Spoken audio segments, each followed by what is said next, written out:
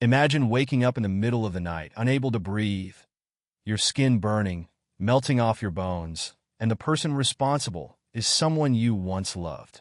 This isn't just a nightmare. It's real. In September 2015, Daniel Carter stumbled out of a Chicago apartment building, his body dissolving before horrified onlookers. He was barely recognizable, his face destroyed by a corrosive substance. Through unimaginable pain, he managed to utter two chilling words. Vanessa Brooks, his ex-girlfriend, his attacker. This is the harrowing story of a relationship that started with love but ended in jealousy, obsession, and one of the most disturbing acid attacks in modern U.S. history. It was supposed to be just another night. On the evening of September 21st, 2015, 29-year-old Daniel Carter, a talented engineer from Texas, arrived at his ex-girlfriend's apartment in Southside Chicago. His reason? To collect the last of his belongings and finally put an end to their toxic relationship. Vanessa Brooks, once charming and ambitious, had grown dangerously unstable. In the weeks leading up to that night, she had been stalking Daniel, sending him threats, and even showing up unannounced at his new girlfriend's house. Daniel knew she was unpredictable, but he never imagined what she was truly capable of. At 2:30 a.m., Daniel was fast asleep on Vanessa's couch. That's when she made her move. In the darkness, Vanessa stood over him, a plastic cup filled with a deadly liquid in her hands. But this wasn't just any liquid. It was highly concentrated sulfuric acid, one of the most corrosive substances known to man. Without hesitation, she poured the entire contents onto his face and chest. The reaction was immediate. Daniel woke up screaming in agony, his skin blistering and peeling away within seconds. He thrashed violently, clawing at his burning face, but there was nothing he could do. The acid had already seeped into his flesh, eating through muscle and bone. He stumbled toward the door, desperate to escape. His once smooth skin now melted like candle wax, his vision fading as the acid burned through his eye sockets. Meanwhile, Vanessa just stood there, watching, emotionless. She didn't call 911. She didn't panic. Instead, she picked up her phone and called a friend, calmly telling them what she had done. By the time neighbors heard Daniel's screams and rushed to help, it was already too late. His life would never be the same again. To the outside world, Daniel Carter and Vanessa Brooks seemed like the perfect couple. Daniel, a 29-year-old structural engineer, was hardworking, charming, and had a bright future ahead of him. Vanessa, a fashion design student, was creative, ambitious, and full of energy. When they first met at a social event in Chicago, their connection was instant. But love can be deceiving. At first, Vanessa was everything Daniel could have wanted: funny, affectionate, and deeply invested in their relationship. But over time, her true nature began to show. Vanessa was intensely jealous, questioning Daniel about his every move, who he was texting, where he was going, who he was talking to at work. At first, he brushed it off as love-driven insecurity, but soon, her behavior escalated. She would show up unannounced at his job just to check on him. She demanded access to his phone and emails. She isolated him from his friends, complaining that they were bad influences. She became physically aggressive, throwing objects during arguments and even hitting him when she lost her temper. Whenever Daniel tried to confront her, Vanessa would cry, apologize, and promise to change. And Daniel believed her. For nearly 2 years, Daniel endured Vanessa's controlling behavior, hoping things would improve. But then, something happened that made him realize he needed to escape. One night, during a heated argument, Vanessa grabbed a knife and held it against her own wrist, screaming, "If you ever leave me, I swear I'll kill myself." Daniel was shocked and terrified. It wasn't just about jealousy anymore. It was emotional manipulation at its most extreme. That was the moment he knew he had to get out, trying to move on, but she wouldn't let him go. In early 2015, Daniel ended the relationship and moved out of their shared apartment. He started dating someone new, a woman named Rachel Thompson, who made him feel safe and respected. But Vanessa refused to accept it. She began stalking Daniel, showing up outside his new apartment, calling him dozens of times a day, and even sending threatening messages to Rachel. "You think you can leave me? Watch what happens. If I can't have you, no one will. I swear, Daniel, you'll regret this." Despite Rachel's concerns, Daniel didn't take the threat seriously. "She's just angry," he told friends. "She'll get over it." He had no idea just how far Vanessa was willing to go. On September 21st, 2015, Vanessa convinced Daniel to come over one last time. She told him she had some of his things and that she wanted to talk like adults and get closure.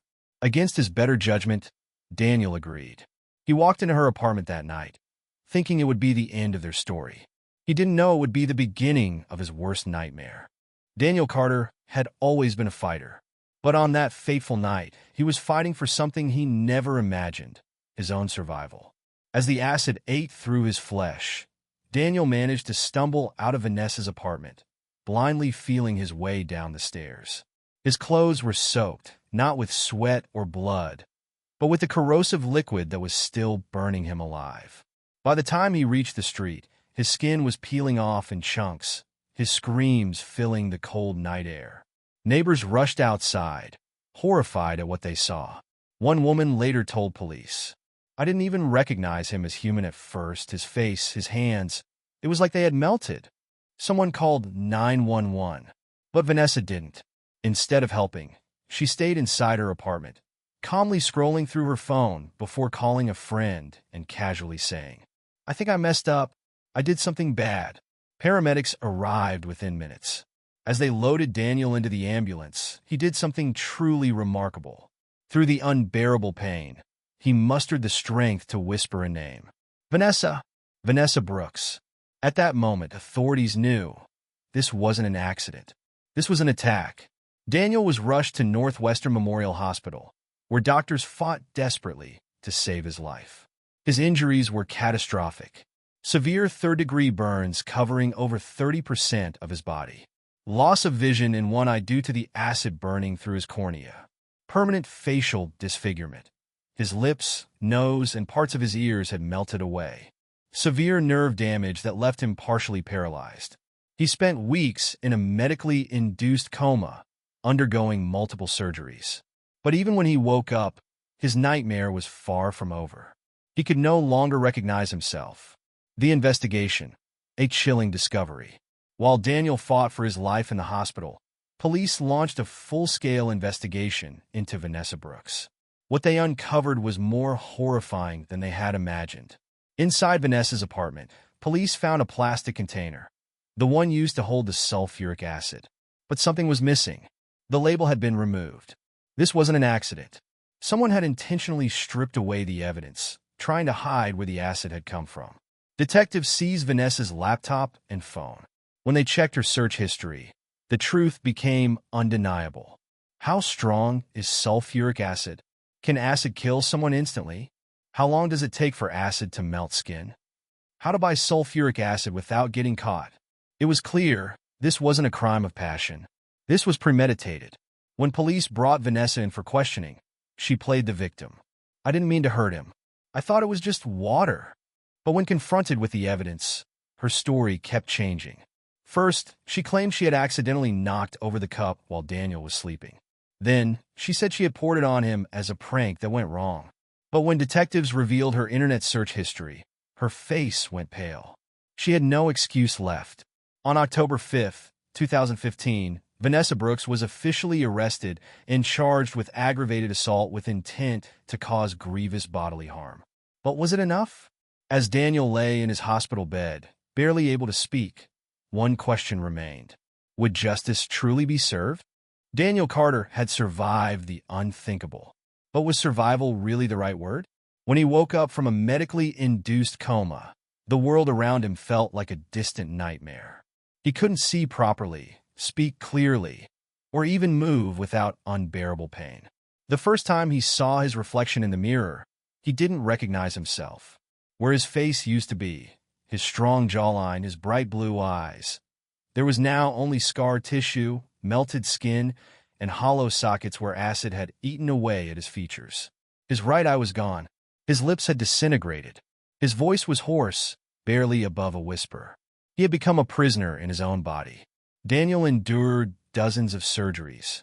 Doctors performed skin grafts to rebuild what was left of his face, but the damage was irreversible. The pain? Relentless. The acid had burned so deep into his body that even after multiple reconstructive procedures, his nerves were permanently damaged. The slightest movement sent shockwaves of agony through him. He could no longer eat normally. He could no longer walk without assistance. And worst of all, he could no longer live a normal life. I'm not alive. I'm just existing in a body that's already dead. Daniel had once been a promising engineer, a young man full of dreams. Now his future had been stolen from him by the very person he once loved. For over a year, Daniel fought. But by the end of 2016, it became clear there was no miracle waiting for him. The pain was unbearable. The mental toll was crushing. Every single day was a battle he no longer wanted to fight. In December 2016, Daniel made a heartbreaking request. He wanted to die. In the state of Washington, where assisted euthanasia was legal for terminally ill patients, Daniel pleaded with doctors. Please let me go. I don't want to live like this anymore. His family was devastated, but they understood. They had watched him suffer for 16 months, knowing there was no cure, no relief, no future. On January 15, 2017, Daniel Carter was given a lethal dose of medication. Surrounded by his loved ones, he took his final breath. He was only 29 years old. But Daniel's death changed everything. What had originally been a case of aggravated assault suddenly became a homicide investigation. Vanessa Brooks had not just scarred a man, she had killed him. Prosecutors now faced a crucial question. Was Vanessa guilty of murder?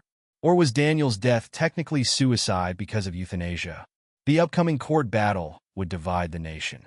Would justice finally be served? When Daniel Carter died in January 2017, his case transformed from an assault investigation into a high-profile homicide trial. Vanessa Brooks was no longer just facing assault charges. She was on trial for murder. The case was unprecedented. The prosecution argued that Vanessa didn't just attack Daniel.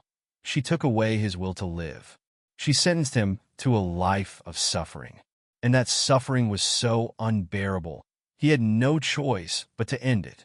But the defense had a different argument, one that would soon divide the courtroom. The defense's strategy? Was it really murder? Vanessa's lawyers had one goal: to shift the blame. They argued that while she did pour acid on Daniel, she didn't kill him. He did. Daniel Carter died by euthanasia. He made the choice to end his life. That was not Vanessa's decision. They claimed that because assisted suicide was legal in Washington, Daniel's death was not murder, but rather his own choice. The courtroom fell silent. Was this a valid defense? Or was it just another way to twist justice? Explosive testimonies. Daniel's final words. The prosecution fought back hard. They played recorded interviews from Daniel's hospital bed. His voice weak, but his words powerful. She took everything from me. I can't live like this because of what she did to me. She killed me the night she threw that acid on me. His father, Michael Carter, took the stand, his voice trembling with grief. My son didn't choose to die. She made that choice for him the moment she poured acid on his face. The jury listened intently. The world held its breath. Would this be enough to convict Vanessa of murder? After weeks of intense deliberation, the jury reached a verdict. Guilty of first-degree assault. Guilty of using a dangerous weapon with intent to harm. But not guilty of murder. The courtroom erupted. Daniel's family was outraged. They believed Vanessa got away with killing their son. But because the law didn't classify euthanasia as a direct result of an attack, the jury could not convict her of murder. Instead, Vanessa Brooks was sentenced to 12 years in prison. 12 years.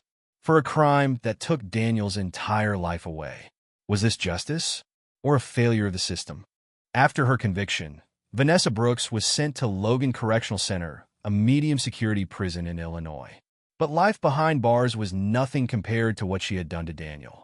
She was still able to walk, talk, and see the world, while Daniel had spent his last years in excruciating pain, trapped in a body he no longer recognized.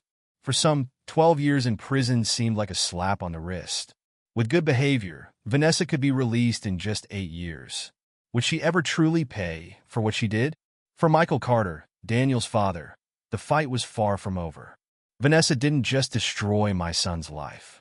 She walked away with a punishment that doesn't fit the crime. He launched a campaign to change the law, arguing that criminals like Vanessa should be held responsible if their victims are forced into euthanasia due to their injuries.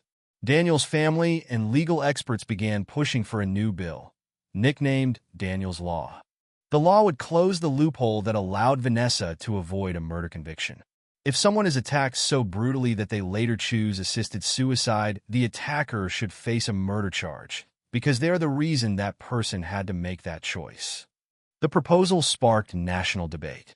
Some argued that this was a necessary step to protect victims of extreme violence. Others worried it could blur the lines between assisted suicide and homicide laws. But one thing was clear. Daniel's case had exposed a serious flaw in the legal system. Would lawmakers listen?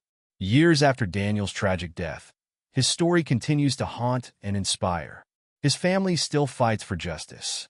His case remains a landmark discussion in legal and ethical debates. And most importantly, his story serves as a warning. This wasn't just about one toxic relationship. It was about how obsession, control, and violence can escalate, and how the law sometimes fails to deliver real justice. Daniel Carter should have lived. Instead, his name became a symbol of a fight that's far from over. What do you think about this case? Was justice served? Or did Vanessa get away with murder? Should the law be changed to hold attackers accountable when their victims choose euthanasia? Have you ever seen warning signs of a toxic relationship? How would you handle a situation like this? Let's discuss in the comments below. Your thoughts matter. If you found this case shocking, don't forget to like this video to help spread awareness. Subscribe to the True Crime family for more real-life crime stories. Turn on notifications so you never miss an update.